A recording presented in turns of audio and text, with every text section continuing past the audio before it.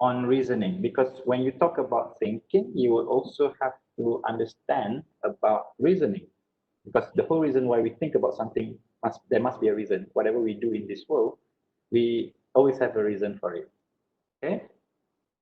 And then why is design thinking important? How to apply it? Why is it important to your life? Some of you are going to graduate soon. Some of you are undergraduates undergoing your final year project.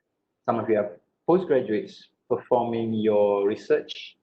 Some of you are postgraduates doing your coursework or master's or dissertation. So each and every individual, regardless of your background or regardless of who you are, can actually apply DT, design thinking.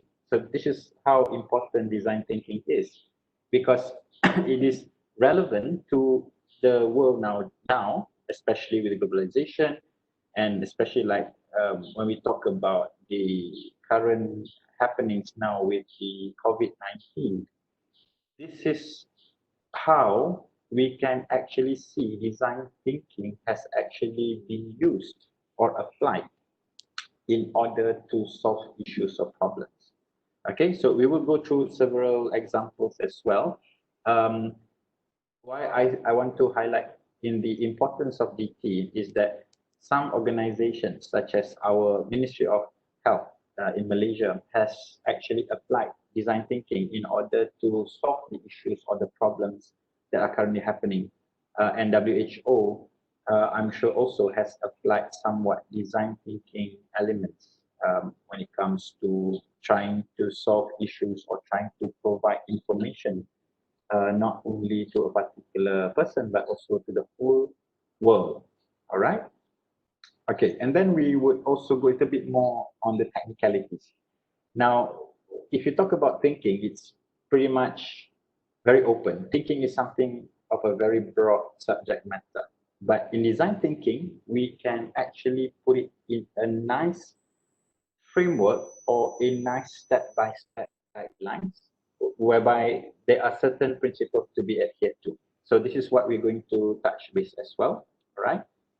And then we'll go a little bit more in detail. When we already know the principles, we would go into the DT phase. Okay, there are a few phases which we will look at one by one. Okay, and then different thinking types and how these different thinking types are related back, or how it is being implemented within the DT, within the design thinking. And of course, I would give you some applications that are relevant to all of you, especially the students. And these DT applications would be able to actually make you use later on in the future. All right, once you have finished this course, then we can actually make use, take advantage of what you have learned today. Okay, so those are the seven components that you will be learning today. Okay, now some disclaimer. All right, just to let you know what this course might not be about. All right, now this is of course a session, a sharing session. All right, and it is not yet a masterclass. All right. Why I say this is because if you want to learn really design thinking and then creating the processes, the prototypes, the design sprints, for example, it would at least take you a one semester course. All right. Or probably a 30 hours course is when you can consider yourself as a design thinking person or a design thinking, not yet an expert though. In order to be an expert, you have to have a few years of experience, okay, after taking the course. I don't consider myself as an expert, all right. I have learned design thinking from various sources, various organizations in design, all right. And I would not call today's session as a masterclass because today is more for you to be exposed on design thinking. Today is also for you to immerse on the general idea what design thinking is all about in order to become more well-rounded, more understanding about the current trends, and also to ensure that you are also exposed to the concepts of design thinking, because this would be really important for you to use not only in your studies life, but also in your career life, or I'm sure some of you will become entrepreneurs. And when we talk about entrepreneurs, you are also possible to work in social entrepreneurship. So these are all the types of thinking that requires design thinking in order for you to be successful, inshallah. Okay, and the design thinking perspective today would be mainly on understanding the important concepts for you to be able to move further, okay, for you to be able to understand better in the future. If you happen to be really interested about design thinking after the session with me today, you can actually learn more by signing up to online courses, all right? For example, the Stanford Design School has an online course, which is rather expensive, but if you have the budget, why not, okay? And there are so many resources widely available in the internet, okay? Some of the things that I will share with you are actually obtained publicly, is obtainable publicly. Some of the items are what I have learned with a design thinking academy called AJ, okay, AJ, which I will also, of course, share with you guys. But again, design thinking, as I said, is such a very broad subject matter, and hence there are so many school of thoughts as well. Okay, so what I am going to share with all of you here today are merely a very small gist on the basics, on the overview, and excuse me, and from there there are many things that can be broadened, extended, or expanded in terms of the view. However, the coverage in today's session, which is about 1.5 hours, will be mainly on the very important concepts which I have compiled. And at the same time, I have simplified it for you to make sure that you understand. Because the participants here today, my brothers and sisters here today are mostly coming from different various backgrounds, right? So for me, for example, I was in the science background, and then I moved on to management and doing more on public administration. So that's a bit of a transitionary. So some of you guys are coming from the sciences, some of you are from non-sciences, social sciences. So be aware that design thinking is actually applicable and relevant to any backgrounds or any subject matter expertise. So you can apply this even in computer science, product development, final year project, as I said in the beginning. So the point here today is that you need to be able to understand what design thinking is all about. Okay, and if you see the course components just now, those are the main objectives of you to be able to grasp the whole concept and idea of design thinking, so that you can think about designing in the future of the design thinking. All right. Okay. So as I said, if you Google, there are so many resources on design thinking that you can find, and there are many school of thoughts. And now there are a lot of organizations that are sparking up like mushrooms, talking about design thinking, and some of them call themselves as the design organization or a design academy, for example. So just don't get confused. As long as in today's session you are able to grasp the concept, then you will be able to move forward, and you will be able to actually expand your horizon better in design thinking in the future. All right. So those are the disclaimers. I want you to understand that today's session will not make you a master in design thinking. Okay, not yet an expert, not yet a master. Okay, I myself, as I said, don't consider myself as an expert or a master in design thinking. Okay, life is about a lifelong journey of learning. So keep on, continue learning. All right. Okay, so excuse me. Now, when we talk about design thinking, we also like to talk about the USM agenda. So I'm sure all of you have heard about hebat, right? HEBET. So that's a Malay word, a Bahasa Malaysia word, which means great in English. However, in USM, we have this agenda called Hebat as an acronym. Okay, so let's go quickly just to recap. Some of you might already know this, and as a USM student, you have to make sure that you are immersed, or this is part of your philosophy while being a student, or even when you have graduated, or even a staff member. You should also be aware and also be delved in the Hebat agenda. Okay, so what is Hebat? And I will let you know why I'm covering this or as a recap for the students particularly. Okay, so H stands for holistic.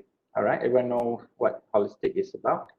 Entrepreneurial. So I mentioned this word before. All right, now take this USM agenda, USM Hebat agenda. Okay, even the center, okay, the Hebat Development Center has organized so many wonderful programs, such as this one, for example, maybe. Okay, I hope today will be a wonderful event for you. Okay, so the whole idea of Hebat Development Center, why they are organizing all these projects, all these programs, all kinds of events to get engagement from the students, particularly to have these values or qualities instilled within the students. Okay, so I mentioned about entrepreneurial. Now, some of you guys here are possibly going to be not job seekers once you have finished your studies. Some of you might be, of course, creating jobs for others. So that is considered as entrepreneurial, right? When you create a job for others, not necessarily looking for a job. Okay, so also part of this Hebat agenda is to ensure that we have more job creators rather than job seekers. So in order to be entrepreneurial, you need to be balanced, okay, in life, in work life, daily work-life balance, professional life and personal life. And then you need to be holistic. You might want to consider jack of all trades. If you have heard of this term before, jack of all trades, okay. Previously, we have this English saying, jack of all trades, master to none. Okay, you might have heard of this, but in the current world now, we can still be a jack of all trades, which means that you know little bits and pieces, chunks of here and there. Okay, however, you have to be at least a master to one. Remember that. So this is what holistically being is all about in the Hebat agenda. Okay, articulate. Being articulate is being able to respond to certain things quickly and accurately, efficiently and effectively. Okay. Now, of course, finally, even within the Hebat agenda, the thinking value is one of the things that is needed to be instilled in the students. So, Hebat itself, all right, holistic entrepreneurial balance, articulate thinking, has covered what design thinking is required. So in each and every in each and every values, or in each and every qualities, or some people might call it as characteristics, okay, of the USM agenda for students, are all the 5 qualities or the values that needs to be instilled. And how can it be possible is through design thinking, actually. All right, even thinking, the number 5, is obtainable or achievable through design thinking. All right, okay, so that's the USM agenda, and the Hebat Development Center has now been established specifically to encourage the hebatness. Okay, hebatness is greatness of our students who are also going to be graduates, who are going to be joining the society in the future. Okay, so when you understand the USM agenda of Hebat, then it's going to be much easier for you to understand also about design thinking in this session. Okay, all right. So again, design thinking is a very broad subject. However, in today's session, I will be sharing with you on the school of thought that I have learned, okay, from various gurus and from various organizations. Okay, so EDAO is one of the design organizations that I was talking to you about. Now, when we talk about design, some of you guys who come from the School of the Arts, for example, might be thinking about the design from your perspective. Okay, so somehow, all right, what you think, if you're from the School of the Arts, for example, you are learning product design or creative design, the thinking process in design thinking is actually taken from that particular design concept. Okay, when you're designing something, you have several steps, you have processes, you have concepts. So in this case, EDO, one of the pioneering organizations who established design thinking. Now, just for your info, history is not so important. I mean, in terms of design thinking, history is not so important because it is, again, very broad and very much interrelated to each other. But it's, as you know, history is quite important, okay, in our daily life. But what I wanted to highlight here is, I mean, the not so important is for you to remember, but it's good for you to know about a bit about the history of design thinking.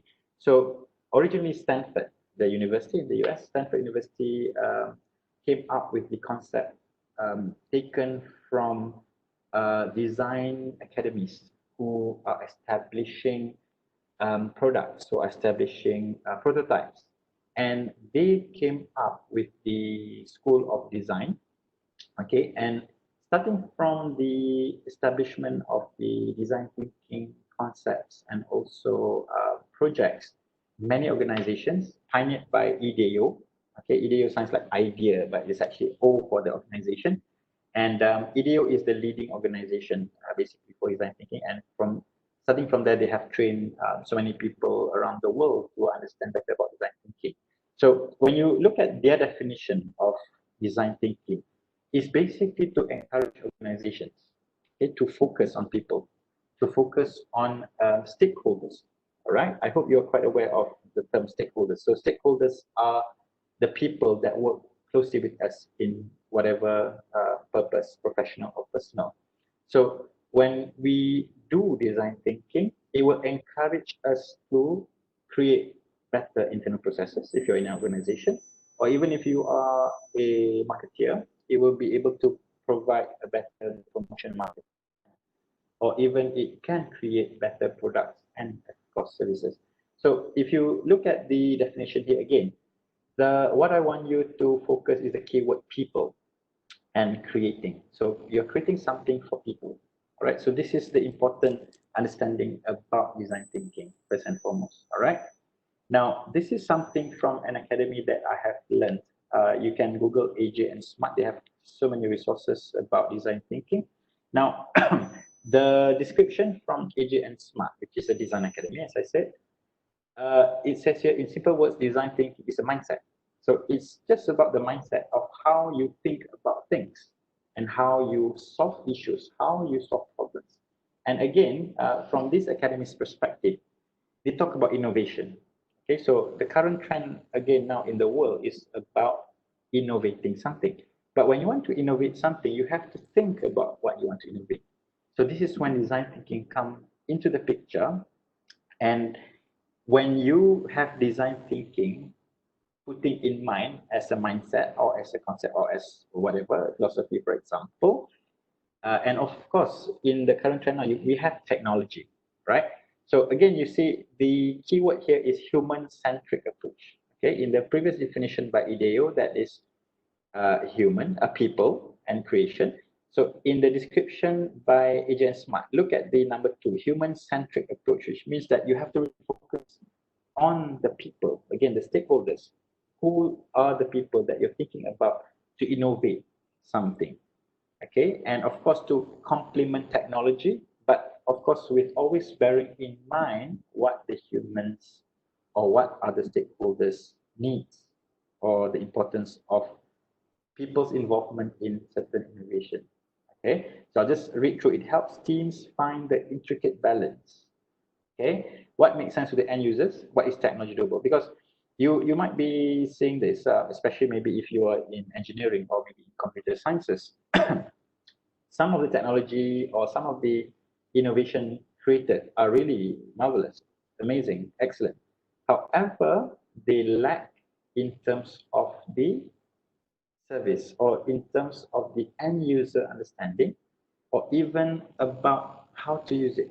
Okay, the means, the end to the means of this innovation might be really huge, but only a small percentage of people are actually benefiting or taking advantage of the technology. So this is when there is a gap between the human centric and also the technology, the product. So this is when design thinking is not being used or implemented in such projects or programs. Okay, all right. So you have heard from me already. This is of a bit of already some introduction. So I want to now hear from you. Okay, can we do just a small exercise, a quick one? Maybe it will take about 2 to 3 minutes. Okay, so you already understand the definition, the description, and a bit of hebat agenda. So I'm sure each and every one of you here joins this program today to maybe learn a bit more, or maybe to get a new exposure, or maybe you have never heard, but you are so keen and curious to know what design thinking is about. So what is design thinking to you? I just want you to quickly type in inside the chat box. Okay, just type in away and see. Let's see what is design thinking to you. All right, and then I will just read through. Okay, can we take some time? All right, to quickly have a quick chat over the screen. Okay. Okay, so let's do that, everyone. Okay, so I can't seem to see my chat box. Okay, so you guys can start typing in what is design thinking to you. All right, come, let's do that. Okay, so everyone is able to see the chat box. I can't seem to see, I'm not sure why. Okay, Apex events. Okay, let me just quickly close the PowerPoint. Okay, where is it? Oops. Okay. You see the chat box? Not yet, Puan Farhana. I do not know why. Just click on the participants icon, I think. Okay, all right. Now I can see. Okay, Yeah, yeah. okay. So, There are questions. okay. So I'm just going to read through. Okay, if I have idea, a design pattern, but I don't know how to draw or use Photoshop, what should I do? Okay, all right. Good question. Very specific. Okay. Now, the design thinking that we are going through today is not really specific to technicalities on designing from the technical perspective, but it's a design. It's actually to think by design. Okay. But just to answer you quickly, yesterday I attended one session also organized by HDC, by the Hebat Development Center. It's called the Canva. So Canva, for example, is one possible option for you who might not be from a design background but would like to design wonderful, beautiful things. Then you can actually use this design uh, tool, okay, the Canva, okay. But today is more on the thinking part. But just to answer one of our friends here, Eugene okay. So I hope that answers your question. Okay, so Miss Yong Chor Ng, creating a thing for special functions. Okay, all right, very good. Rebecca Elsa Lourdes, thinking out of the box. Okay, all right. So it's a different perspective of looking at things. Okay, that is also an important um, approach, or thinking out of the box is something that is part of design thinking. It's about the way you think. Okay, Alia Yusuf, thank you. Very good. Think by design. Okay, yes. Puan Farhana, thank you. Oh, Mr. Sawan is here. Hahaha, Canva. Okay, Mr. Sawan is actually the trainer for Canva yesterday. I hope we will have the opportunity again to have another session. So Eugene might want to consider joining the session if HTC organize again. There's not more feedbacks. We have about 100 participants here today. So can I have maybe about five more from the participants? What do you think design thinking is about? Okay, so for those who have just joined us, thank you for joining us. We are still now at the point of design thinking. Okay, can we have more feedback? Oh, okay, yeah, Puan Farhana, thank you. Okay. Type it in, guys. There's no right or wrong answers. It's about your thoughts and opinions. So you have heard in the beginning about my introduction on what design thinking is about and how the Hebat agenda, okay, is actually it complements, not complement, but complements the design thinking and vice versa. So design thinking complements also Hebat, and Hebat complements design thinking. So, okay, can we have some more? Everyone seems to be quiet, or probably you are still not so clear about design thinking. Don't worry, we will cover and we will peel individually each and every design thinking concept. Okay, all right. Anyone else? So far, we have only a few. I was hoping at least maybe 30 feedback so we can read through together. Okay, Mr. Sawan. Thinking strategically, taking into considerations all important aspects. Okay, excellent. All right. This actually covers and encompasses what design thinking is about. To think strategically and practically. All right, very good. Busayo, Asuntui. Okay, I think if you're doing research, you have already been given the methodology on research methodology. So design thinking, again, can also complement research methodology. So for those of you who are postgraduates doing research, for example, you can take today's session, okay, the main takeaway is how to complement and how to implement, as Busayo mentioned here, strategically and practically your research through design thinking, okay? Regardless if you are only in the literature review stage, for example, within literature review, you can already implement yourself the design thinking. Okay. All right. Maybe one last one. Okay. Axel Tan. Process of creative problem solving by understanding the user's behavior. Challenge hypothesis and comes out innovative. Okay. All right. If you have Googled that, that is also great. Okay. So while you are listening, you can also Google, open up and do some search on your own about design thinking. Okay, so this is also again an important aspect of design thinking. Problem solving, creatively, critically thinking. Okay, which we will also cover a bit. Behavior. Okay, so Excel has also put in an important keyword here. It's always about the user. It's always about the stakeholder that will be using, or if you think about something, all right, you would be thinking about either yourself or about somebody else. So the behavior is also very important. So the keyword here is the user's behavior. I like that. Hypothesis, okay, when we think about something, we will tend to come up to a hypothesis or conclusion, okay, and innovation, okay, which has been covered. All right.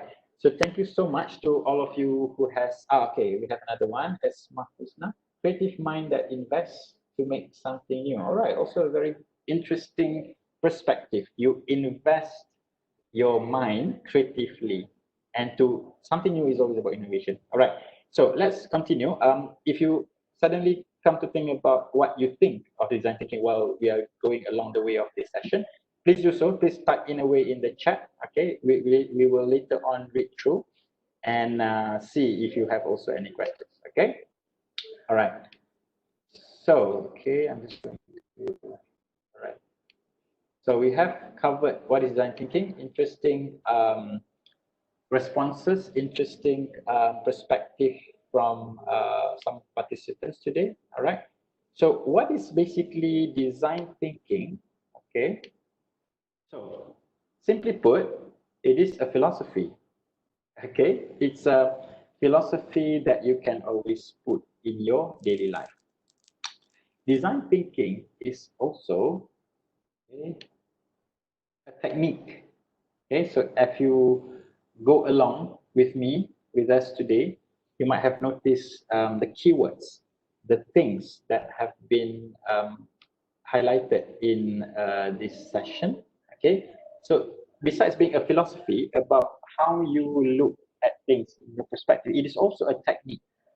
Okay, so when it is technique, there are of course framework, there are of course steps in the technique. Okay, design thinking is also a concept.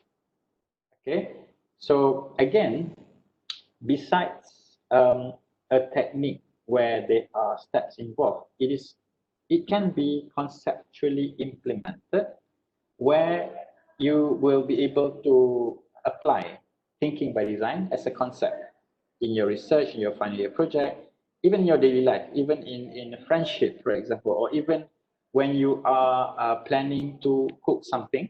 Okay, for those of you who are fasting, the Muslims, when you are planning to later on prepare your iftar, your breaking fast, you can apply design thinking because it's a concept. Okay, it's also of course a mindset.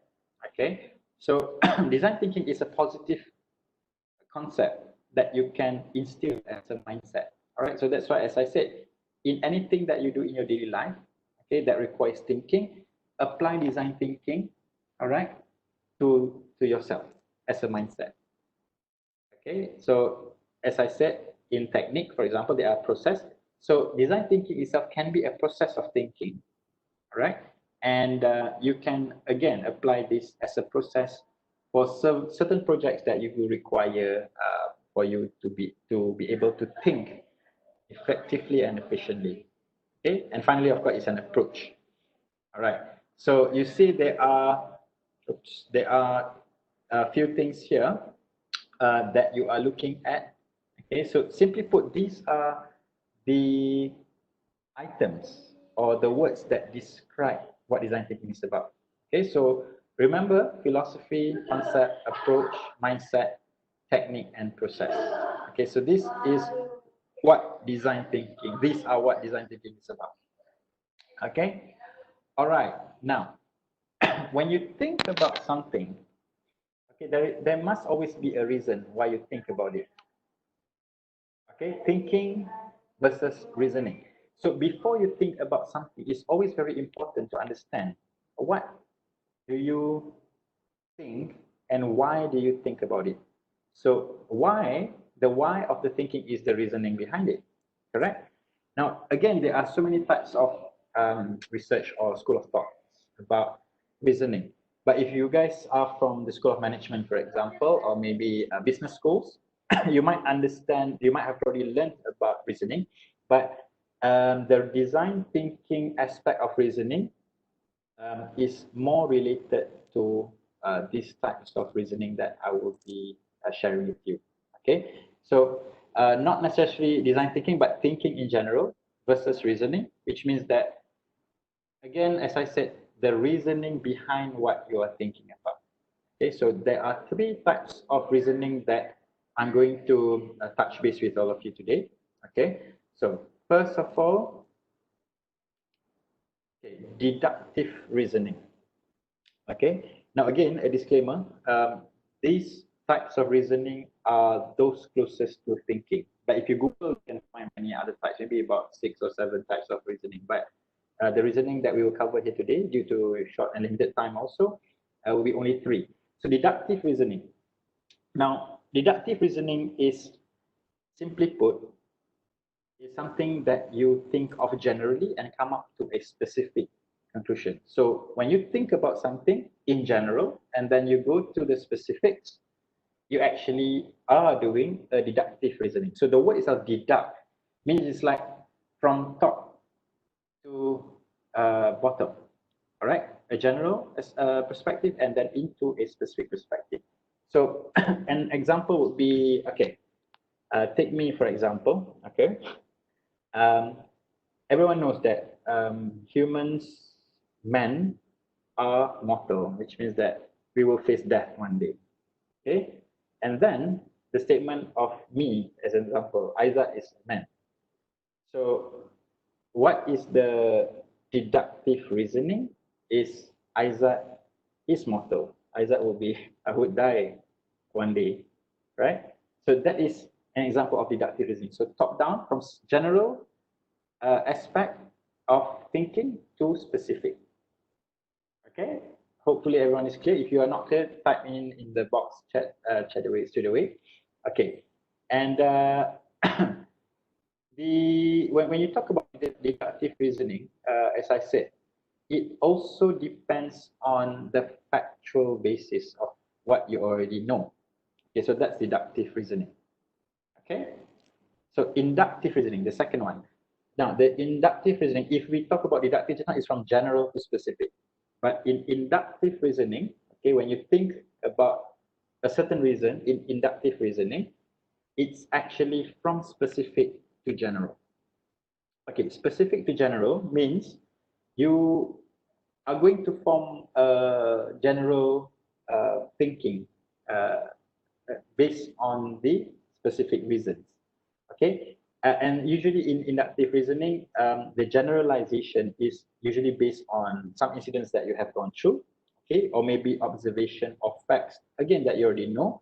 However, it's like a bit bottom up. So deductive is deduce, meaning to from general to specific, but inductive is bottom up, okay, to induct, to induce the reasoning based on your thinking. Okay, so an example, okay, would be most of you guys are students here.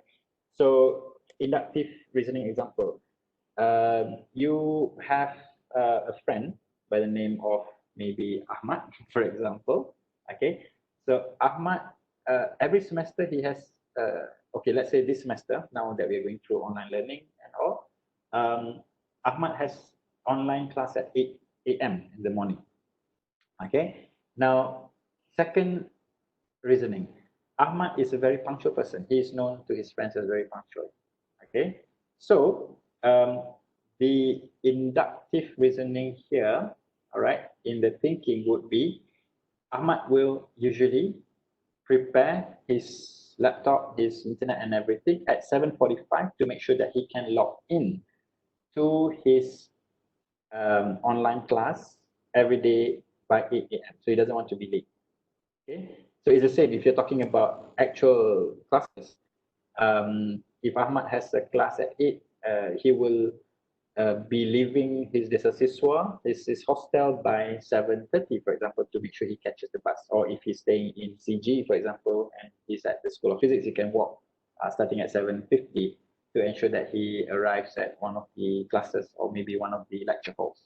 Okay, so can you see the difference now? The deductive is from general to specific, but inductive, in the case of Ahmad just now, he has classes every day. Okay, so from specific to general. Okay, which means that Ahmad in the end would be able to reason inductively that he has to be earlier to visit or to start working in order for him to start to arrive to his class at 8 because he is punctual. Okay, all right. So that's two. The third one is abductive reasoning. Okay, sounds quite interesting. Abductive science sounds quite, I would say, abductive. If you have watched some movies from Liam Neeson, in about abduction, Taken, the movie Taken. So that's about abduction. His daughter was kidnapped. So abduction is usually relating to kidnapping, or maybe if you're into sci-fi, alien abduction. Okay, but there is a type of reasoning called abductive reasoning.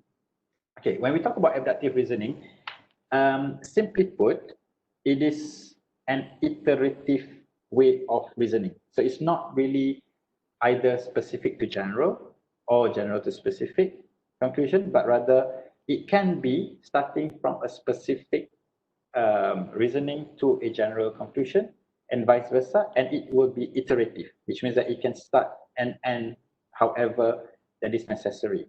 Okay. Now, an example, okay, a good example about inductive reasoning is when we talk about COVID-19, all right, we have people who are symptomatic, which means that they have cough, they have fever or flu, a certain temperature of their body that indicate that might be symptomatic. Okay, I hope I got that right. If we have any medical students in here, please correct my pronunciation if I pronounce it wrongly.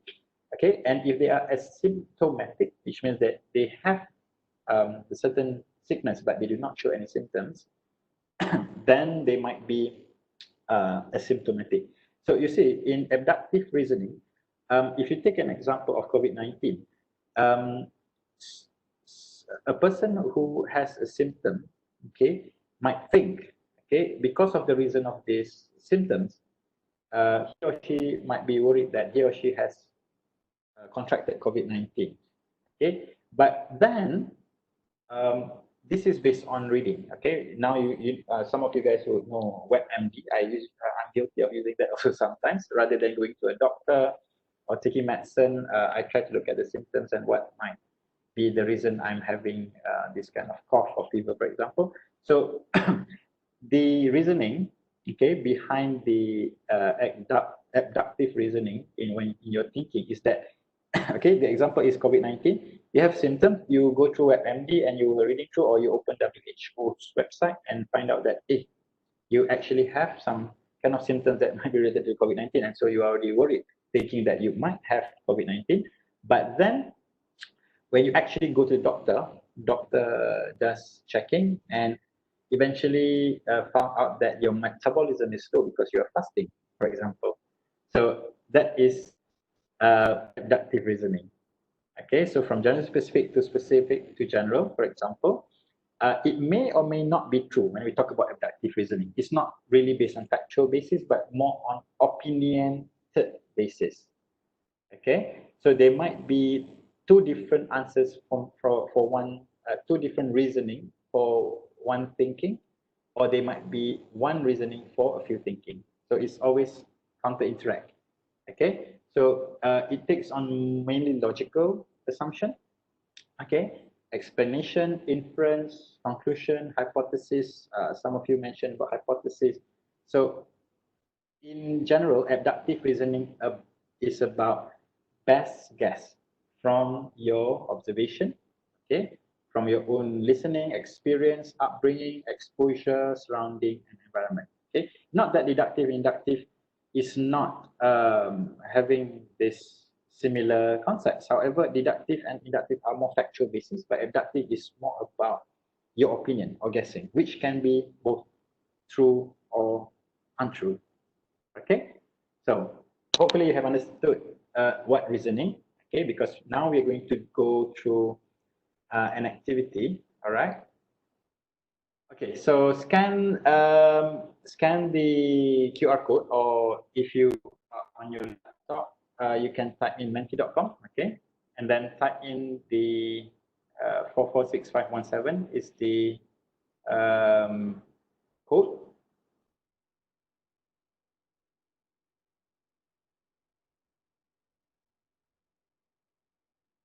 Okay, so okay, guys. Okay, very good. Okay, let's wait for a few more.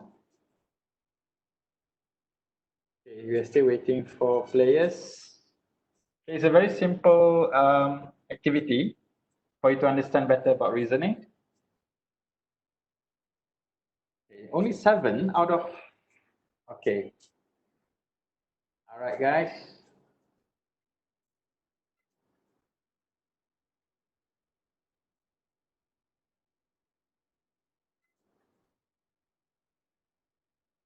Okay.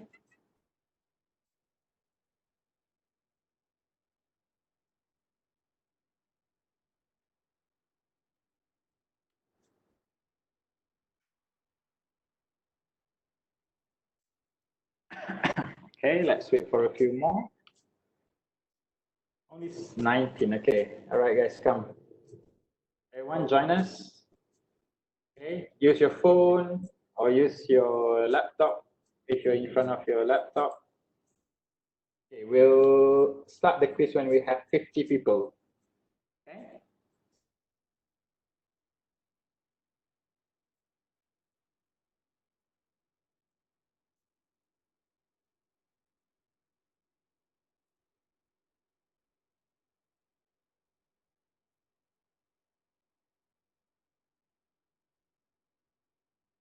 Okay, about 20 more participants will wait before we start the quiz.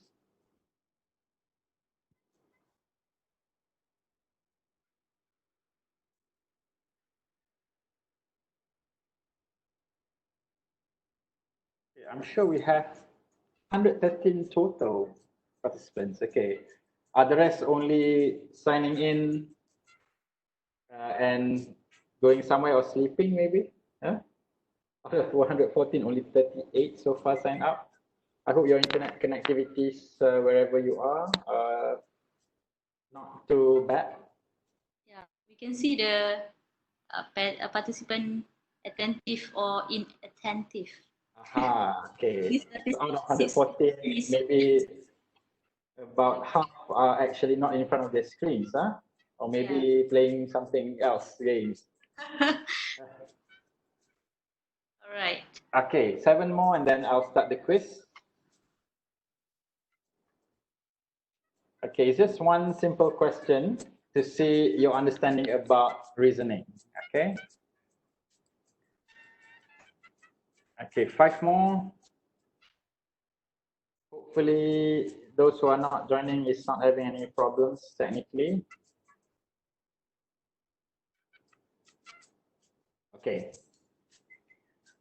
So 48 is the number of participants on my list. Okay. Anyone else joining us? Okay, if not, we will, okay, 49. Maybe somebody's having some problems. Oh, 48 and then 49. Somebody might be having problems. Okay, I'll start the quiz now. Okay, ready?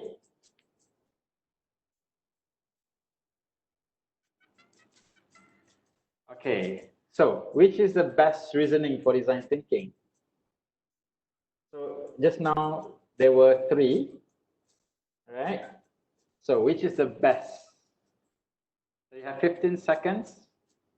Inductive, deductive, abductive, which one? So remember what inductive is? It's more top-down. Time's up. Okay, we have 50 responses. Ah, okay.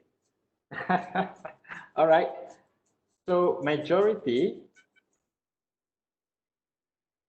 let's see who's the, okay. Aha. Okay, so congratulations. Very interesting. So, yeah, Lichok, congrats. You can claim your prize from HDC when MCO ends, okay? Go to HDC. Congratulations, Encik. Okay, all right. Okay, so if you saw previously, the answer was actually abductive reasoning. Okay, right. Let me just close this down for a while. Okay, all right. So back to our screen. Okay, back to PowerPoint now. Okay. I hope you guys had quite rather fun there. All right. So actually, design thinking is about being abductive. Okay, so that's the answer. Inductive again is very much factual basis. Okay, from from general to specific, and deductive is from specific to general. So you will see later on when we talk about design thinking, it's more of an iterative, contextual, and also interrelated thinking. Okay, so yeah, congratulations. Now, the reasoning that is always associated with design thinking is abductive, which means that there are more than one way of how to observe and perceive things for a particular reason when you think about it. Okay, so hopefully everyone is clear. All right, this is important concept where the reasoning is abductive when you are doing design thinking. Okay, all right, so now we will go a little bit more into technicalities. All right, so in the beginning it was more on the conceptual or overview, let's call it, of DT. All right, now the whole idea of design thinking is to bridge the gap. Okay, you might have heard what I had mentioned earlier in the beginning. The user, the stakeholder, the person, the people that you are thinking about is the most important element when it comes to design thinking. So basically, it's just to work something to solve a problem, to be innovative. Some of you will have answered that. You have hypotheses about something, but a human-centric approach is what design thinking is about. We want to bridge the gap between you okay, and the user, you and the stakeholder, you and the design, or you and the problem that you're trying to solve, bearing in mind with those who are affected by this particular thinking. Okay, and we also go with the characteristics. Okay, a lot of companies now, Fortune 500 companies, for example, Coca-Cola, IBM, you name it, all right, the multinational companies have already been implementing the design thinking as a characteristic because they want to compete with their competition. Okay? And again, if you Google DT, design thinking, you would find a lot of items that you might not be familiar with, such as the UX term. Okay, UX is basically user experience. All right, UI is user interface. So those who are in computer sciences or engineering might be quite familiar with the term. So you see, UX, user experience, traditionally or previously has been called these terminologies. And the designers or the creators of design thinking have actually combined all these important aspects or characteristics to make it as a design thinking. So when you talk about user interaction, user interface, or user experience, these are all design thinking basically. All right. And it is not a standalone discipline. So that's why when you look at the reasoning just now, abductive reasoning is what explains design thinking when you think to reason. Okay. All right. So let's have a look at this photo. The Norman door.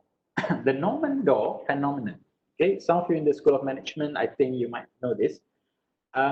The Norman door phenomenon is actually created by a person by the name of Norman. I cannot remember exactly the history, but if you look at this photo here of a door entering to a building, okay, I'm not sure if you guys have experienced this, but I have so many times experienced this, especially when I go to the mall, for example, with my family. So when you go to the mall, usually if you are the head of family, you will be the one who will be opening the door, right? Have you encountered a problem where you actually push, but it's actually to pull the door, or vice versa? And there is no indication here whether you should pull or push, right? So try to observe this later on in the future. If you happen to go and buy things at the supermarket, for example, when you're entering a door, is there an indication whether there is a push or pull required? So this is one aspect of design thinking. The Norman door phenomenon is how they conclude the Norman door phenomenon is that, so students from design, from School of the Arts, for example, might have also learned this in your product design or what do you call that? Not interactive, creative design, I think. Okay, the success in the Norman door phenomenon is when the design is successful when people actually know whether they need to use it, whether they need to push or pull. So the simplest design thinking approach is just to put a label here, right, at the rail, whether to push or to pull. So it's quite simple, but often neglected. Okay? You might think that it is supposed to be common sense to put a label, but for example, the photo that you're looking, this is an actual door to enter a building. Okay, so this is a Norman door phenomenon where designing itself is related to the design thinking concept. Okay, I'm sure product design students in the School of the Arts can really relate to this. When you're creating a product, you have to make sure that the user experience should be the most important key element. Okay, the Norman door phenomenon. All right. So you understand that. So Norman door phenomenon is taken into account very necessarily when it comes to design thinking.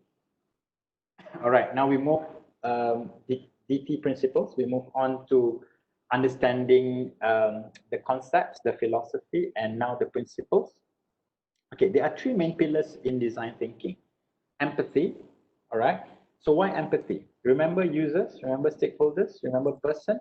So when you are thinking by design, you will start with the main principle of empathy, which means that you are empathizing with somebody else's needs, or even for your own needs, and how it can complement with your other stakeholder or person. Okay. ideation. Okay, once you have empathized, once you have understood what is the issue, okay, what is the actual problem, this is when you spark with an idea. That is the ideation principle. And finally, experimentation. Okay, so just understand these three principles when you talk about design thinking. When you're thinking, you might not realize that you are actually doing design thinking or thinking by design, but always have these three main pillars in your mind when you are thinking. Okay. Now those are the principles. Okay. Now, when you go a little bit more in detail, all right, if you are actually attending a course, the masterclass for design thinking, you will actually be learning individual steps on each and every phases. So that's why it takes at least 30 hours to understand. Okay, um, and the phases are actually intertwined, meaning this is not a one single linear phase, okay, but rather it goes back and forth to the front, to the back, because it is all about creating something, creating an experience, a solution for the users, for the stakeholders. And this is when we talk about human-centric approach. Okay, as I said, we're going to go through how to empathize, the process, define how is it, ideate, how is it prototype, how is it test, how is it, but rather we will touch briefly what are the basic concepts about empathize. Okay, so if you compare to the pillars just now, those are the principles, but in the actual design thinking, you are going through phases of solving a problem and creating a solution. Okay, so the design thinking process starts with empathize itself. Excuse me, starts with empathize itself, which is the main pillar. Okay, and then before you ideate, which is the next pillar, okay, the next principle, you define.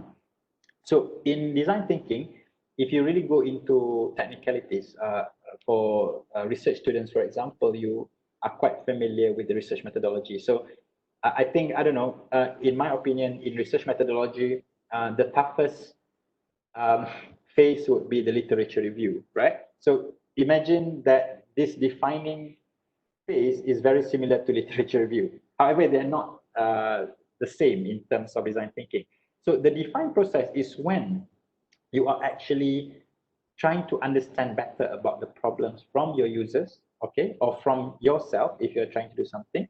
Put it in such a way like this. You are going to break fast this evening, right? And when you're going to break fast, you have to empathize to know what you want to eat, empathize with yourself, or if you have family, you want to know what the family wants.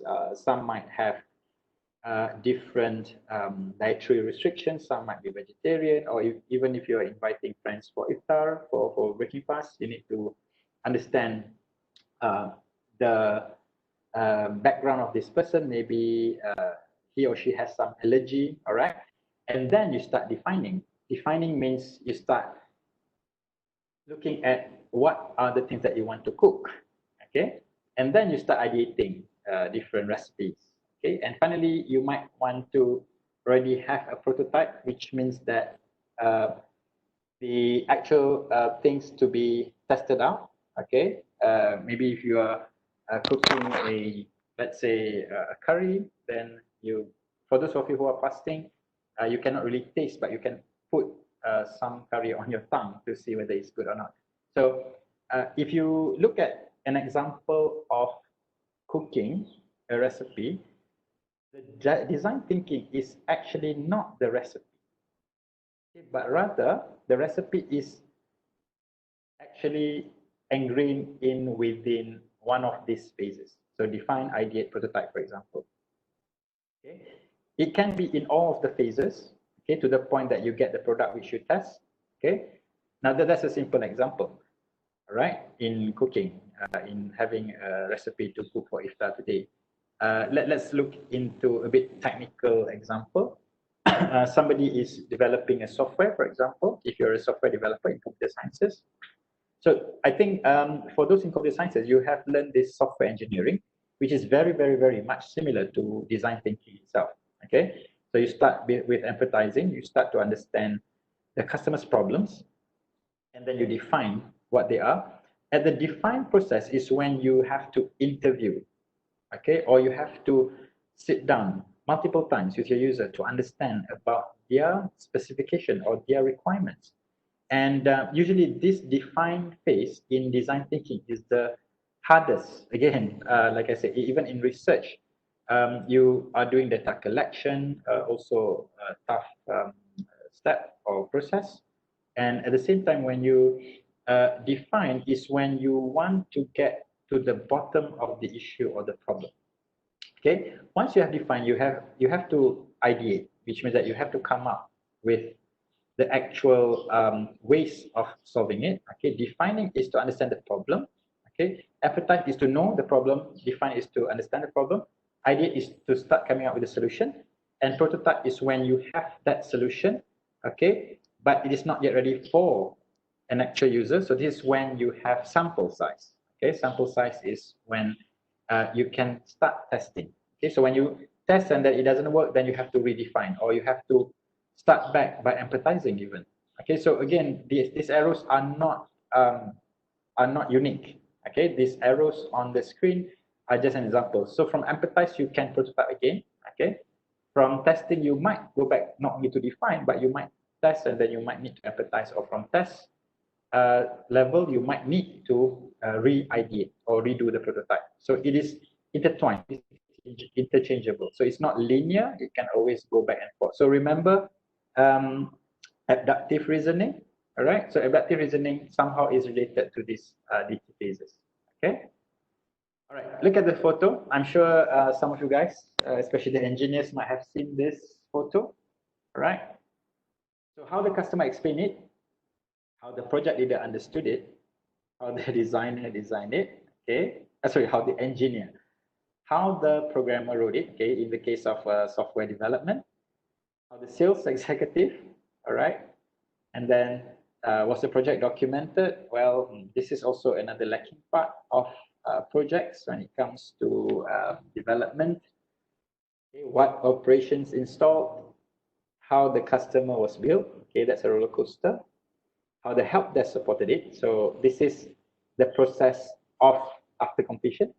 And if you look at here, the customer actually explained differently and wanted differently. So you see from this photo alone, you can actually visualize why design thinking is very crucial when it comes to solving problems for the users or for the stakeholders or for the customers.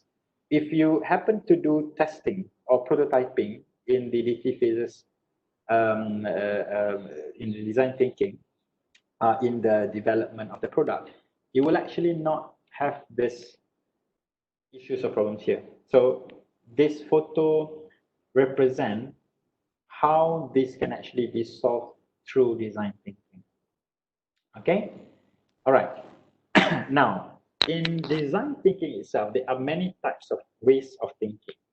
Okay, so in today's session, I want to focus only on the types of thinking that are very much related to design thinking. So let's go through one by one. Creative thinking. Okay, simply put, in creative thinking, answers are more important than questions. Okay, so you look at the issue, all right, and then there are thousands or millions of possibilities on the perspectives on how to think and maybe solve or answer the question. All right, so answers are more important than questions. So what do you want to achieve? So if you learned about the utilitarianism, yeah, okay, that's an ethics, a code of ethics approach. You might have heard this saying, the ends to a mean. Okay, so the ends to a mean means the answer is more important than the question. How you get it is not really the question or important here. Okay, so the aim of creative thinking is to stimulate curiosity and promote divergence. Okay, those of you who have read or who are fans of what is that movie? I cannot remember, but one of the series is Divergence. So Divergence is basically a different way of thinking and a different way of approaching some things. So you want to promote divergence, meaning what is this person's perspective, what is this person's perspective. So for example, if somebody is from Asia versus somebody from Europe or Africa, okay, how would they accept certain things? So this is creative thinking. It's more to stimulate curiosity. Okay, it's not about limiting your thinking. Okay, and most importantly, creative thinking is not logical. It can be non-logical. Okay, if you think creatively, you don't have to be thinking logically. Okay, anything is possible in this world. All right, so that's the one type of thinking. The second type is critical thinking. All right, so just now, creative is when answers are more important than questions. But critical thinking is when questions are more important than answers. Okay, what does it mean by that? You have answers that you want to achieve. Okay, so again, in utilitarianism, is the means to an end. Okay? How you achieve something is more important than that achievement itself. Okay, so you scrutinize arguments. Okay, you become rational. Okay, you make judgments based on the necessities, assumptions, and also different types of consequence when it comes to the answer.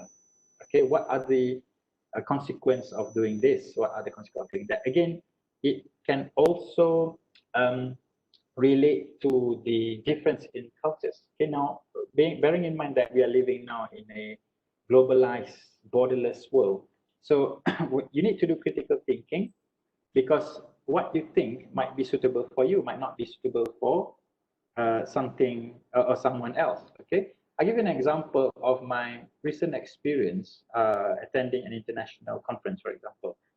Now, we are all put in one small classroom to do a discussion. So the facilitator was from India, okay? And some participants are Europeans, African, Asians, of course. And there is one point of time, there was a question, burning question that was asked to the facilitator. And when the person who is an European at that point of time was actually asking a question and giving opinions, the facilitator, again, who is an Indian, keeps on doing this. Okay? You might see when you speak to an Indian friend, they might be moving their head, tilting left and right. Okay? And this person started getting, the person who asked the question and giving opinion, who is a European, she's a lady, she was getting more and more upset while talking. And at some point of time, she burst and she got angry and she said, why do you keep on denying what I'm saying? And the facilitator was shocked because to the lady, when the facilitator was doing this, it's like the facilitator, the Indian facilitator was actually saying that she is wrong. It's like from us Malaysians, particularly, we will do like this if we don't agree. But for Indians, you do this to say, yes, I accept, or we do it this way, right? So this is when we talk about critical thinking. If you're creating a product, for example, maybe a virtual reality companion. So this virtual reality companion is talking to you and you do not want this person to do it if you are an European or Malaysian, for example. And if you're Indian, you do not want, you might be okay with the virtual reality companion to actually do this, to say yes to you, right? So you get my point. This is when critical thinking and creative thinking has to come into picture in accordance to what are the questions that you want to answer. Okay, so again, to quickly recap, creative thinking is when answers are more important. Critical thinking is when question is more important. You have to keep on questioning in order for you to get to the answer. So a means to an end is a critical thinking. An end to a mean is creative thinking. All right. Okay, so what does creative and critical thinking leads to? Very simple. This is what design thinking is about. When you think creatively or when you think critically, this is what design thinking is all about. Okay? All right. I will just share quickly with you about Bloom's taxonomy. Those of you who are in education, teachers or lecturers, um, Bloom's taxonomy is historically is how design thinking has adopted this Bloom's taxonomy. And Bloom's taxonomy is the process of learning for outcomes. Okay, it is actually a learning taxonomy on education. Okay, particularly when it comes to schools. Okay, high schools or middle schools or even kindergarten. The modules or the curriculum are usually created based on Bloom's taxonomy. So the Bloom's taxonomy in teaching is when how the design thinking was adopted from. So if you look at the pyramid, it starts with create, evaluate, analyze, apply, understand, remember. And these six taxonomies are actually correlated to how you want the students to be able to achieve something in terms of their learning experience. So from the learning experience, this taxonomy, okay, created by Bloom, of course. If you Google Bloom's taxonomy, there are many information about Bloom's taxonomy, but this is the most, I would say, straightforward and direct one, which you can understand immediately. Okay, so when you create, you produce something, you evaluate. Okay, if you go back to the 5 phases of DT just now, you might notice that some of these elements are inside here. Okay, so this is just to touch base on the Bloom's taxonomy so that you can understand better how thinking by design, all right, is also interrelated to the learning experience or learning process. Okay. All right. So remember in the beginning, I mentioned about the Stanford Design School, which is the pioneering institution or school that have started with this design thinking process. So again, this is just to recap from the 5 phases. Okay. So if you look into each of the phases, empathize is when you actually interview or when you talk to someone. Okay. How do we usually get information about problems is when we talk or when we ask someone, right? You want to seek to understand. Define is when you have the actual interviews constructed and given or and being analyzed. Okay, challenges, decisions. So when you do an interview, okay, you would actually get the result to define the problems to be solved. Okay, so again, it's the same. You have been doing this in your daily life without realizing it, if you come to think of it. Okay, you have always been empathizing when you talk to your friend, even when you talk to yourself. For example, when you look in the mirror and say, what should I wear today? For example, so you already started the design thinking process. You empathize with yourself. So for example, oh, you're just going to class, so you just need to follow the dress code. Or if you're going to a formal party, okay, then you have to dress up. You have to wear a suit or maybe, I cannot remember what's that dress code that James Bond usually wear. Okay, yeah, for example. So you empathize with yourself and then you define and then you ideate, then you prototype and then you test. Okay, so in the case of you trying different attire, you might test in front of your mirror. Okay, so design thinking again is all about having a constructed proper way of thinking, meaning by design. Okay, so again, remember the empathize phase, the define phase, the ideate phase, the prototype phase, and of course the test phase. Okay, so the 5 phases, all of these items here are indicated in more in depth. Okay, but as I said, if you want to be a design thinking guru, from each and every phases, you will have to peel one by one, share ideas. You have to come up with the process, the framework, the processes, the components within each and every of the process. Okay, and especially if you are in design or if you're in script writing or even if you're an engineer, even if you are an economist, then the prototype phase is when you have to come up with storyboards, mock-ups. You have to come up with the actual prototype itself. So the practice of design thinking, as I said earlier in the beginning, is a very broad concept and idea. And you have to have the critical and the creative thinking to be complemented in the design thinking process.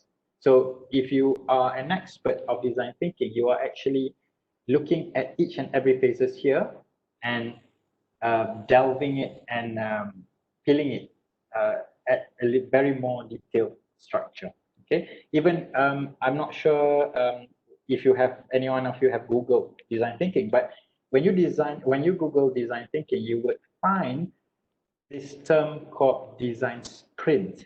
Okay, now design sprint is like a process within design thinking.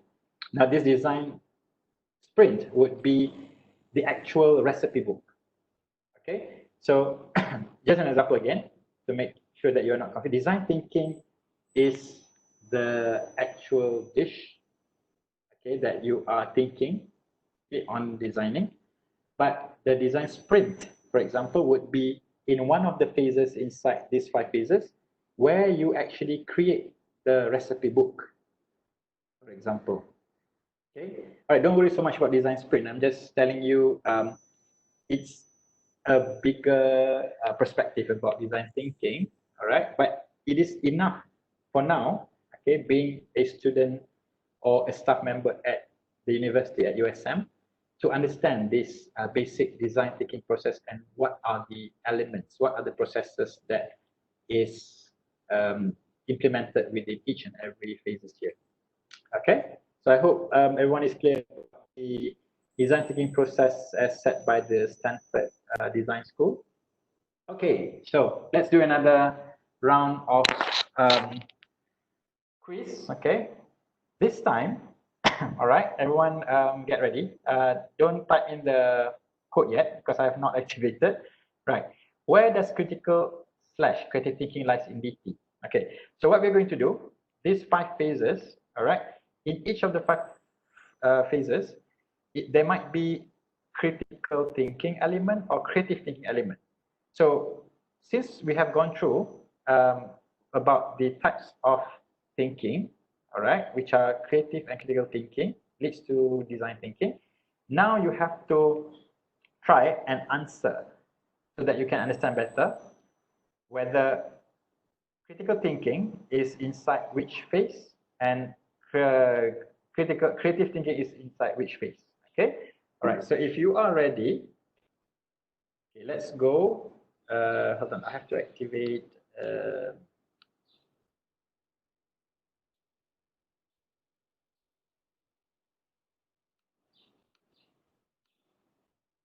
okay, all right guys, so go to Menti. Oh, somebody's already inside very fast.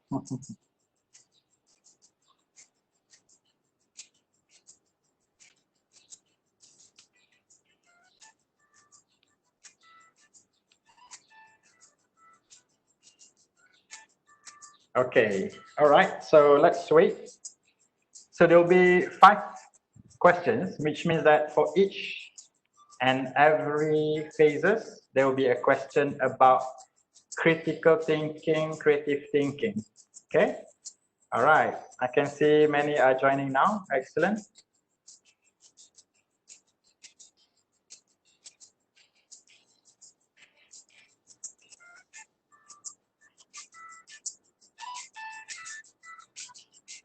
Okay, let's wait for a few more.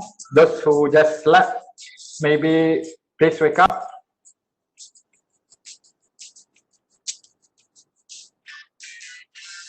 Okay, this time we will also go with 50 participants, okay? The champion just now, Mr. Lee, okay? Please challenge him to be the winner for this time. Okay, 41 participants on my screen now. Okay, we'll wait for maybe 8 more participants. Okay, 7.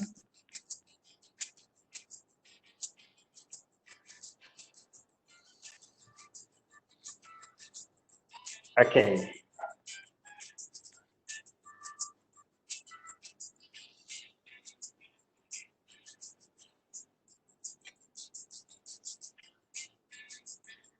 Okay, I think we'll start the quiz in 5, 4, 3, 2, 1. Okay, get ready, guys. Okay, answer fast to get more points, okay? All right, prototype. So what are the thinking process involved? So there are three choices. Can be critical thinking, it can be creative thinking, or maybe it can be both. I should have put an option none, huh? But anyway, yeah, any of the thinking would be involved. Okay, quickly, all right. So the answer is for prototyping. Okay, critical thinking, perfect. Okay, Ziwi seems to be the winner this time. Okay.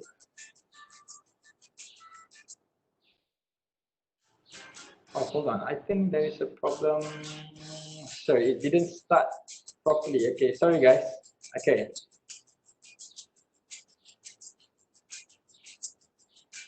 Okay, let's start again, okay? Okay, you should start with empathize first. Okay, empathize. Okay, the first process of design thinking. Okay, so let's see, empathize, whether it is critical thinking, creative thinking, or both. Okay. All right. 10 seconds to go. So empathize, what is the type of thinking that is involved? Okay, let's see. So the answer is critical.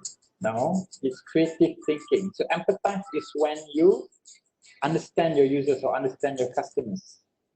Okay, all right, no worries. Moving on, next phase. Okay, let's see first. Oh, lead chop seems to be again the lead. Okay, excellent. All right, congratulations, lead chop. And Ziwi, the first three.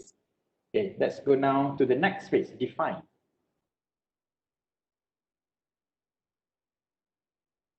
Okay. All right. See how many answers. Okay, some answered both. Okay, both and critical thinking are the same numbers now. Okay. Right. I'll give chance to those who have not responded. So the define phase, which thinking type do you think is relevant or is involved in define phase? Okay, any more responses? No? Okay, I'll reveal the answer. So empathize is when you want to understand your users. You want to understand the people. Okay, so that involves creative thinking. So when define means you are defining the problem and you are doing it in a more structured way. Okay, hold on. Okay, the correct answer is of course critical thinking. All right. Let's see who answered. Oh, is it Lee Chok again? Congratulations. Okay. Fastest. Okay, congrats. All right. So it seems like the first three are also the same from the previous one, huh? Okay. Now, ideate, I think, right? Okay, ideate, right? Ideate is, okay, just now you empathize and then you define. So when you define, it is supposed to be critical thinking, all right? So when you ideate, what is it thinking?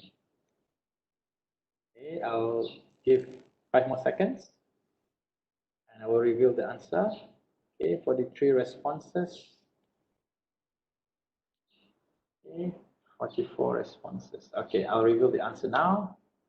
So when you ideate, yes, you have to have creative thinking. Remember, ideas is about the answer rather than the question. So when you ideate, you want to be creative. You want to know what are the things that is able to be done, what can be done, what is possible. It doesn't have to be logical, it has to be an idea. Idea means to create ideas. Okay, so you have to have creative thinking. Okay, all right. Let's see who this time is the winner again. Okay, I wonder whether this leaderboard is correct now. Keeps on saying we chopped. Okay, never mind. All right. Okay, prototype. Okay, prototype we answered in the beginning. It started here just now for some reason. But okay, when you talk about prototype, you are actually creating that problem. Creating the answer for the problem. So when you do a prototype, this is when you are actually talking about the questions. Okay, more questions. Whether this can work, if that can work, is it okay, is it okay, is the color suitable, if the design is understandable, if the functions are possible for the users to use, for example. Okay, so this is one critical thinking comes into the picture from the prototype phase in design. Okay, and finally, all right, start the ranking. Let's see. Okay, I think the leaderboard has a problem. It's on repeating. Oh no. Okay, never mind. Oh, Shah has taken over. Shah ready to okay, thank you guys. All right, congrats to all. Okay, last one.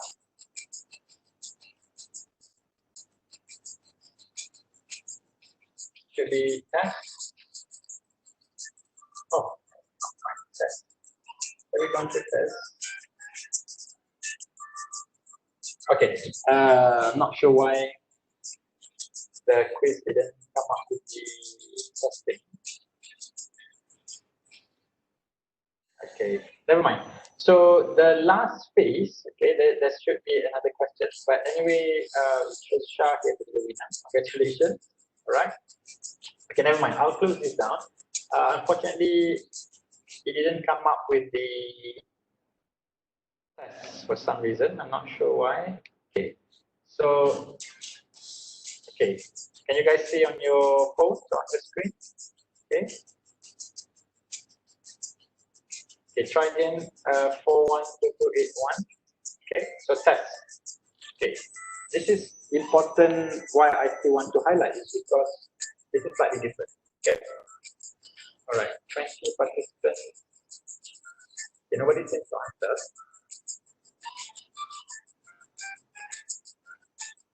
Okay, never mind. Okay, there are some answers. Okay, the answer to test is both. Okay, now when we talk about testing, okay, in the phase, all right, let's go back to the screen now. All right, guys. So when we talk about testing, there are two components or two types of thinking involved here, which are critical, both critical and creative thinking. So why? Because in the testing process of design thinking, this is when you have to actually ask more questions, and also, of course, you want to get the right answers. Okay, because you're testing a prototype, testing a product, or testing a solution or the thinking that you have created. So again, in the testing phase, you would always have to be both thinking critically and creatively. All right. But bearing in mind, don't forget, again, design thinking process is not a one-way kind of process, but rather it is going through an iterative. So it can start and go back in the middle, go back to the beginning, and it can continuously go back and forth. Okay. All right. Oh, my video seems to be missing. Okay, I'll just switch it back on.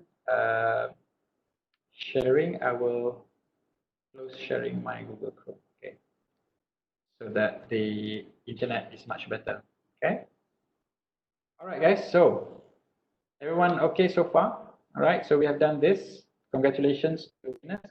Congratulations to everyone who participated. I think importantly is you participate so that you can understand better in the differences and what design thinking can or how it relates to creative thinking. Okay. Okay, so now we are going to go through design thinking applications. We are almost coming towards the end of the important concepts and also the overview of design thinking. Okay, because I come from the International Center, right? International Office of USM, or we call ourselves IMCC, International Mobility and Collaboration Center. So I like to highlight that because of the globalization factors, we want to make sure that the USM community, okay, that includes not only students and staff, but also our stakeholders, the community, society surrounding us, to have an exposure of cross-culture through design thinking, because design thinking is heavily, or it has been globally used now, okay? And I have given some examples about the differences in terms of culture that is important, and design thinking can help you to apply these problems for solutions, okay?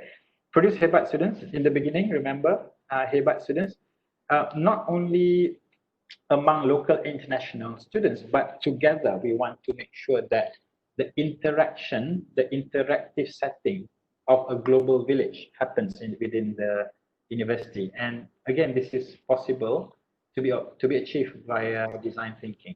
Okay, increase national and local students' involvement in university activities. All right, so we hope that in the future projects or programs organized by the student council or through USME, International Student Society, or whatever society that you are in, whatever groups or whatever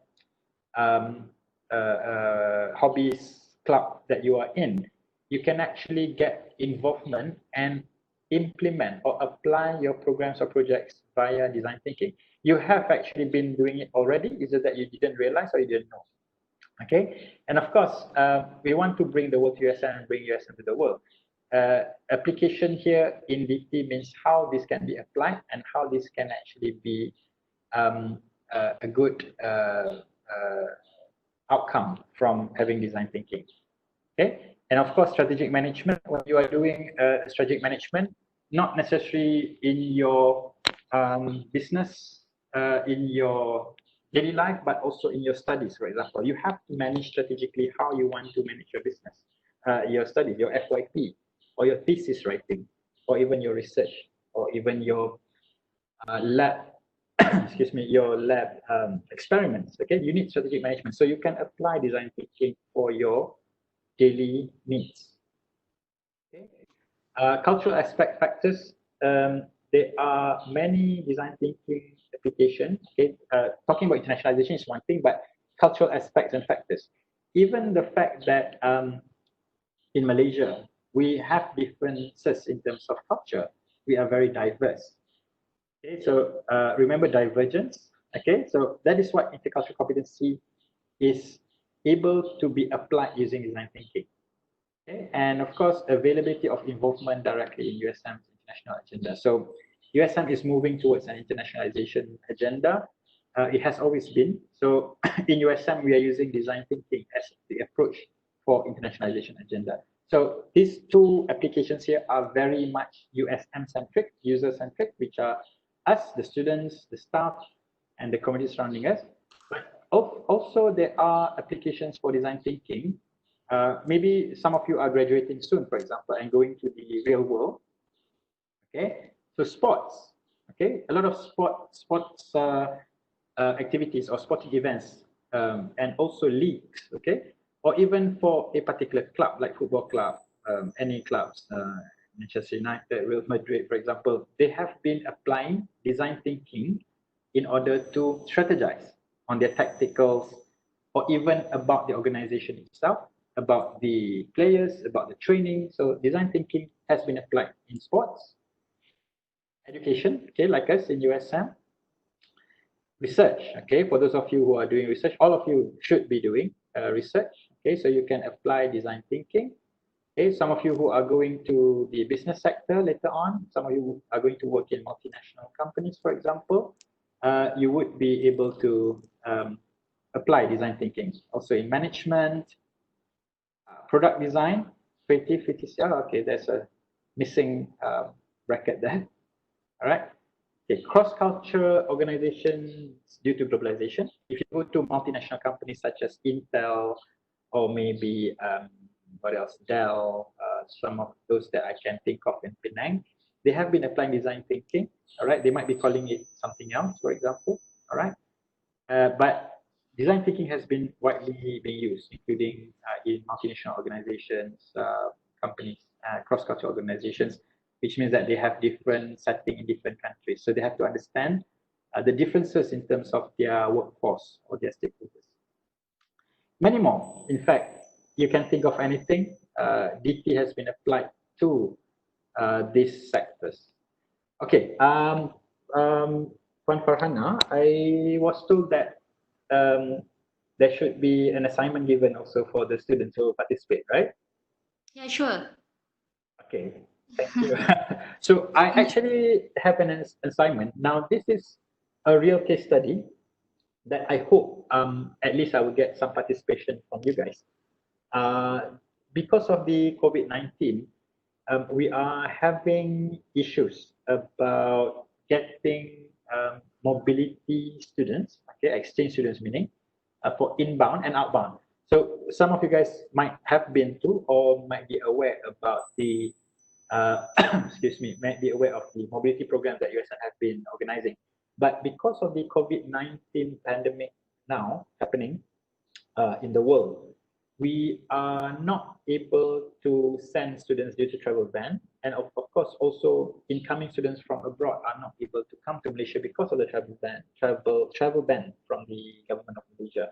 So my question to all of you now, you have understood design thinking, okay? Please help me, help us, USM, the university. How do we promote USM now for international mobility programs globally, despite the challenges and despite the issues and problems that we're having? Okay, now this assignment is going to be really important to us, to USM, because it involves a lot of factors about the development of USM as a whole. And I take this opportunity to give to you guys to attend this design thinking program to apply design thinking in order to solve the problem. Okay, so think by design and solve the issue. There is no specific format, but you can always use the design thinking phases to provide your suggestions. Okay, there is no minimum or maximum pages. If you want to write a whole chapter of it, that's also possible. But I hope that you can provide a 1 or 2 pager, okay, 1 or 2 pages of the suggestion, okay, through design thinking to solve this issue. And of course, we are going to be presenting this. Okay, I will be coordinating and combining all the feedbacks, okay, all the design thinking solutions coming from you guys, and then we will consolidate and present this to the top management of the university. And if yours is selected or of a combination of a few, we are going to definitely credit the participants here today who have submitted through the design thinking problem solving of this issue. Okay, so I hope to receive as many participation. Well, the deadline hopefully would be it's 1 week, right, Puan Farhana? Yeah, sure, boleh. Okay, boleh. All right, 1 week. So today is Friday. Please send to my email by next Friday. Next Friday is already, is it already Eid? Hari Raya? Not yet, right? Not yet, not yet. Okay, that's fine. Great. Okay. So regardless of where you are, ladies and gentlemen, whether you are at home, whether you are at your desa siswa hostel, or wherever you are in the country or outside the country, please try to apply what you have learned from design thinking. You may, of course, Google furthermore, okay? Because like I said, today's session with me is more for you to be able to understand a more simplified approach of design thinking, okay? So this case study here is an actual case study that I need your participation through design thinking to be able to solve the problems for USM. Okay, because it involves so many other factors. But for you in design thinking, I just need you to suggest how do we promote the international mobility programs globally now with the current situation of the COVID-19 pandemic. Okay, all right, so that's the assignment. Deadline is next Friday. Okay, so you have 1 week. Please try to send it earlier if you can, because we will start consolidating. Let me just check on the date. The 22nd of Friday, please, for those of you who participated, please put that date in mind. Okay, 22nd, 22 May 2020, which is next Friday. All right, that's the assignment. Now, we have come to the end of the sharing session, basically. So the conclusion here is, with design thinking, what you need to do. Okay, let's see. You have to collaborate more with people. Okay, because again, if you remember the design thinking way of reasoning, that's abductive, and abductive reasoning requires more than one opinion. Okay, so that is when you have to collaborate more. Okay, I don't know why it's coming out this way. Okay, let me just open up everything. Okay, so collaborate. Okay, and then it's not coming out as how I wanted it to be. Okay.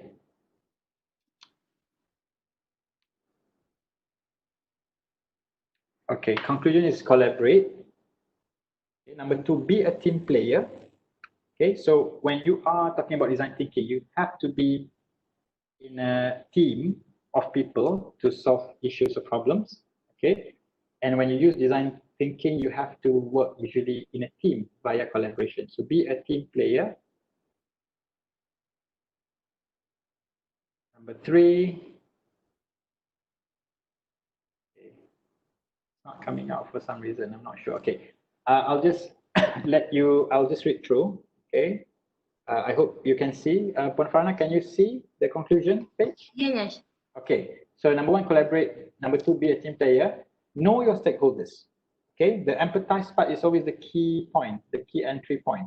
Who are your stakeholders? Okay. So know your stakeholders, and then you have to also understand your stakeholders. Now, when we talk about stakeholders, there's another bunch of course or program to learn about stakeholders. But stakeholders are basically the people you are working with. Okay, the customers, the users, the people surrounding you, your team player, your team members, the people who are within the ecosystem. Okay, and then keep on innovating. Okay, keep on innovating. Don't be afraid to innovate something. It doesn't have to always be successful, but as long as you keep on innovating, you are trying to achieve something, then you are on the right track or the right path. And how to innovate is through design thinking. Okay, be creative, all right, creative thinking. Be culturally sensitive or interculturally sensitive. So again, I have highlighted a few times about culture. Intercultural competency or intercultural skills are another set of skills that you might want to learn. That will be another course of program. We will take also another series of discussion about intercultural.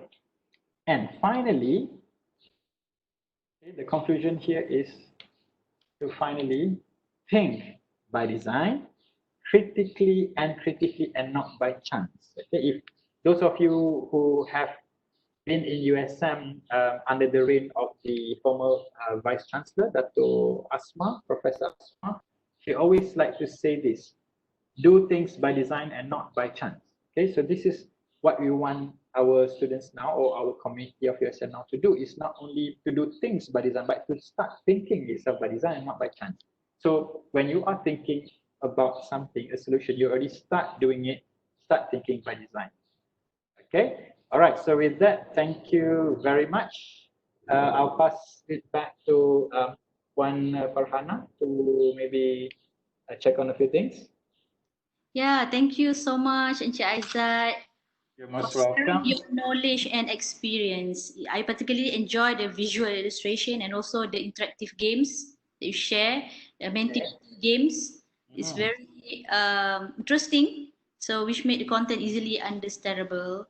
And to all the participants, thank you for your commitment, because I hope that you found this training informative and worthwhile, because our goals is to increase your understanding about design thinking, yeah, Cik Aizat? Yes, very Yes, true. and hope that design thinking skills or critical thinking skills will support your employability competencies soon. Yeah, Yeah, or inshallah. hebat agenda, yeah, hebat agenda. So there were many topics covered during the training, and Encik Aizat did an outstanding job of sharing his expertise. Thank you very much. And if you have any question, I think please feel free to contact Encik Aizat via email. I think aizat.hisham. Please do so. Yeah. Let me just open this page once again. Hisham, yeah, at usm.my. And remember, submit your assignment by 22nd of May. The upcoming Friday, is it? Yep, next Friday. Next Friday. Yeah. Thank you again for wonderful webinar training. It was good on so many points, and all participants also. Thank you for attending this training and being part of HDC training. I wish everybody is good now. Ada boleh bagi feedback tak? Say good. Anyone would like to maybe ask something? Something. Any question from the participants? Well, you're thinking about the questions. I would also like to take this opportunity to thank Hebat Development Center. I think HDC has been doing a tremendous job to engage our students to come. So please, to those of you who participated today's session, you should promote to your friends as well. Check out the Facebook page of HDC. For more training. There are so many more happening, especially now that we are in this MCO period. Most of us are working not from office, work from home, and you are studying also from home or from your rooms, from your hostel. So take the opportunity to learn more. It's a new normal. Okay, you have been hearing new normal. So learning remotely is the new normal now. Yeah, new normal. The slide, of course, definitely you can. I think Farhana would be sharing the slide, right? I will share this slide to upload to our website. Yeah. Okay. Excellent. And Lee Chok, the winner, he mentioned starting to think on how to promote USM. Thank you very much. Yeah, I look forward to your feedback. Okay. Please recommend this e-training kompetensi siswa by HDC to others, to your friends in the future. Yeah. And for Farhana, since we are at the topic, I think a lot of international students are also interested to participate. So I think we have to bear in mind that the program can be shared in English due to the language, due to language limitation. Thank you for the feedback, inshallah. All right. Okay, so yep, there's no questions so far. If anything, like Farhana said, just email to me. Okay, I'm reachable, inshallah, and I will respond to your inquiries as soon as possible. And as Farhana said, the slide is going to be available on the website soon. Okay, back to you, Farhana. Also the recording. Oh yeah, there is also a recording. Yeah. Okay, excellent. Thank you. Okay. I think with that, thank you Cik Aizat and all the participants. Very much welcome. Okay, insyaAllah selamat berbuka, selamat berpuasa. Yeah. And I think that's all. Okay, guys, take care, stay safe, be safe, and be healthy. All right, selamat puasa. And for those Muslims, this is the last 10 days of Ramadan. Maybe I can also wish Selamat Hari Raya already. Happy Selamat Hari Raya, yeah. All right, okay, Ma'azabatin. Thank you, guys. Okay. Take care. All right, all the best. Thank you. All right, thank you so much, everyone, for participating. Bye. Bye.